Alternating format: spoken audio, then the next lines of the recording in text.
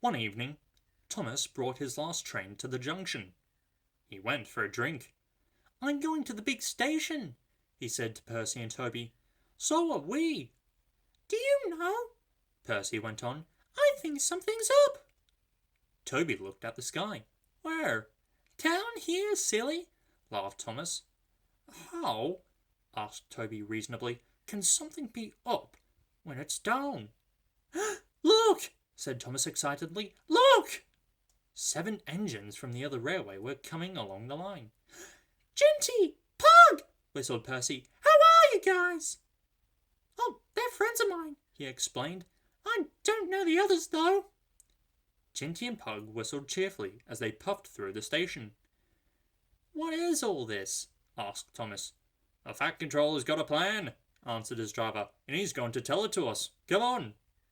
So they followed to the big station at the end of the line, where all the engines had gone.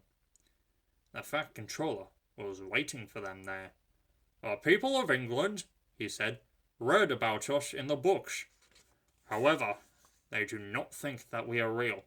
"A shame," squeaked Percy. The Fat Controller glared. Percy subsided. "Sure," he continued, "I'm taking my engines to England to show them." "Hooray! Hooray!" the engines whistled. The Fat Controller held his ears. "Silence!" he bellowed. "We start the day after tomorrow at 8 a.m. Meanwhile, as these engines have kindly come from the other railway to take your place, you'll show them your work tomorrow." Next day, as Annie and Clarabel were going to England too, Thomas and Jinty practiced with some other coaches. Thomas was excited. He began boasting about his race with Bertie. "And so I whooshed through the tunnel and stopped an inch from the buffers, like this." Crash! The buffers broke.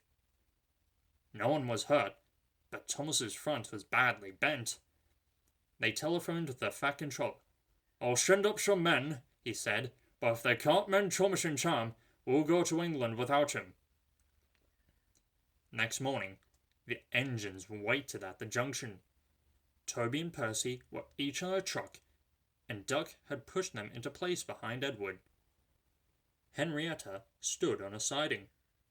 The Fat Controller had called her a curiosity. "I wouldn't dream of leaving you behind," he said. "I'll fit you up as my private coach."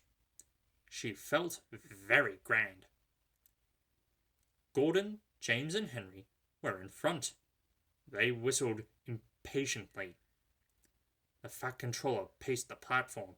He looked at his watch. 1 minute more," he said, turning to the guard. "Peep, peep, peep!" whistled Thomas and panted into the station. Annie and Clarabel twittered anxiously. "We hope we're not late. It isn't quite 8. "Thomas," said the Fat Controller sternly, "I'm most displeased with you. You nearly upset my arrangements." Thomas, abashed, arranged himself in the coaches behind Duck without saying a word. The Fat Controller climbed into Henrietta. The guard blew his whistle and waved his flag. The engines whistled.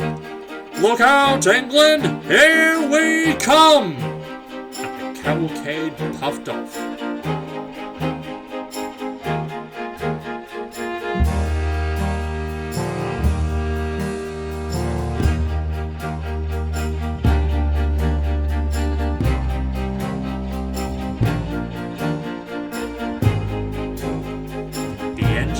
Stood side by side in a big airy shed. Hundreds of people came to see them and climbed in and out of their cabs every day. They didn't like it at first, but presently felt very bored and were glad when it was time to go home.